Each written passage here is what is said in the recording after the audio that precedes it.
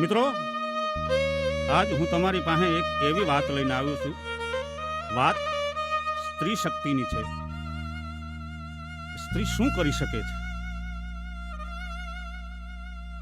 આપણી આ ગરવી ગુજરાતની પવિત્ર અને સંસ્કારી ભૂમિ, એમાંય આપણો ભાલ પંથક, અને ભાલ પંથકનું એક રૂડું ગામ એટલે બળોલ. અને બળોલમાં પ્યાર અલી, સબજા અલી હિરાણીને ત્યાં દીકરીનો જન્મ થયો છે. માતાનું નામ છે જરીનાબેન. પોતાના કુળના કુટુંબના સંસ્કાર પ્રમાણે દીકરીને સંસ્કાર આપ્યા અને શિક્ષણ સાથે આપ્યું. હળવે હળવે કરતા દીકરી છે એ યુવાન થઈ અને 22 વર્ષની ઉંમર થઈ ત્યારે મિત્રો એ દિલમાં જે ભાવના હતી સંસ્કાર અને શિક્ષણ, એવા સંસ્કારી કુટુંબની અને શિક્ષિત દીકરી, એના દિલમાં તો માતૃભૂમિ માટે શું કરવું અને શું ન કરવું, કેટલું કરી શકું, નથી પરવા કબર કે કફનની, નથી પરવા દહન કે દફનની, નથી પરવા બદનના જતનની, મને છે પરવા એક મારા વતનની. સાહેબ 22 વર્ષની ઉંમર થઈ, ગોહિલવાડ એટલે કે ભાવનગર જિલ્લો, અને ભાવનગર જિલ્લાનું એટલે કે ગોહિલવાડું એક નાનું એવું ગામડું, માત્ર 50 ખોરડા. અને એવા 50 ખોરડાના એ નાના એવા ગામમાં જઈ અને બેને નિરીક્ષરતા ને નાબૂદ કરવા માટેની ઝુંબેશ ઉપાડી. રાત્રિ શાળા શરૂ કરી. ગામમાં આવનાર એને એ દિલમાં એ હતું કે હું કઈ સેવા કરી શકું, માણસને કઈ રીતે ઉપયોગી થઈ શકું, કેમ એની વધારેમાં વધારે સેવા કરવી. પછી તો ગામમાં આવતા સર્વે રોગના નિદાન કેમ્પ હોય, વ્યસન મુક્તિની હોય વાત, અભિયાન શરૂ કર્યું છે સાહેબ. એ ગામડામાંથી નિરીક્ષરતા નાબૂદ કરી માણસોને જાગૃત કર્યા છે. બાદરોડ શહેર નજીકનું ગામ, એ ગામમાં બદલી કરીને શિક્ષક તરીકે જોડાણા છે. પણ મગજમાં હતું છે સાહેબ પહેલું ધોરણ, પહેલા ધોરણના બાળકોને નામાંકન કરીને અધત પ્રમાણમાં એ શિક્ષણનો વ્યાપ વધાર્યો છે. શિક્ષક માસ્તર જેને કહેવાય, એટલે બેને માની પણ ભૂમિકા ભજવી. હાવ સાચી રીતે માસ્તર જે શબ્દ આપણે વાપરવી છે એની હાવ સાચી વ્યાખ્યા. મિત્રો, બાળકોમાં શિક્ષણ અને સંસ્કારથી એનો સર્વાંગી વિકાસ થાય એવા સપ્તાહના આયોજન કર્યા. ગાંધી સપ્તાહની ઉજવણી હોય, ગામ સફાઈ, પ્લાસ્ટિકનો નાશ, કેટલી ગાંધી વિચારોની સાથે એનું પ્રસારણ કર્યું છે. લોક સંસ્કૃતિની વારસામાં આવેલી દાદા દાદાઓની બોલી, ગીતો, વાર્તાઓ, જૂની પેઢીની ઇતિહાસની વાતો નાના નાના બાળકોને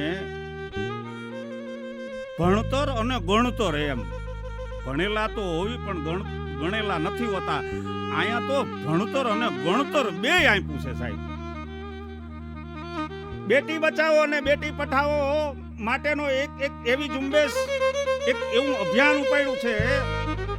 ઈ વખતે 10,000 પત્રિકા પોતે છપાવી અને ઘરે ઘરે વેચતા હતા. દીકરીનો જન્મ થાય, જે જગ્યાએ જે ખોરડાએ દીકરીનો જન્મ થાય એની ઉજવણી કરતા હતા સાહેબ.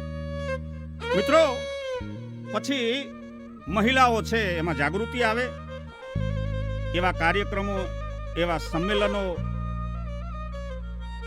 સિટી ટાઈમ ન્યૂઝમાં, પત્રકાર તરીકે મહુવામાં અને આજુબાજુના 40 થી 45 ગામોમાં નિડરતાથી રજૂઆત કરી, પત્રકારત્વ કરી, કોઈની પણ શરમ રાખ્યા વગર લોકોના પ્રશ્નોને વાચા આપી છે. સ્વખર્ચે પુસ્તકાલય પ્રવૃત્તિ માટે બાળકોનું વાંચન, અથાગ પ્રયત્નો, ગીત સંગીત, શિક્ષણમાં રસપ્રદ બનાવી અને બાળકોને શાળા છે છોડવી ન ગમે, ભણતર વિનાના ન રહી જાય એટલે બાળકોને ગમે એવી સારી પ્રવૃત્તિ કરાવી અને ગાંધી વિચારો,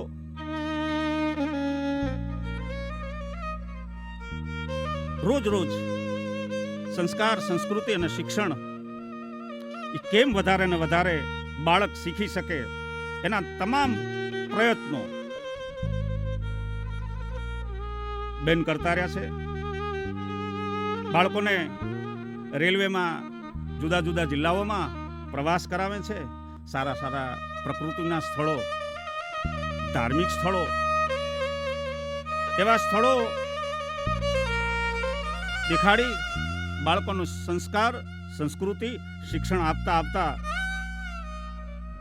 પછી તો નવરાત્રીનું આયોજન હોય, દિવાળીના પ્રસંગો હોય અને કેટલી વાતો એમાં જાદુના ખેલ હોય. જે આજે વિસરાઈ ગયેલી એ 32 પૂતળીના ખેલ હોય, જાદુગરના ખેલ હોય, ભવાઈ હોય, નાટકો હોય, એ બાળકોને પૂરેપૂરો સંસ્કાર એમાં સિંચન કરતા હતા.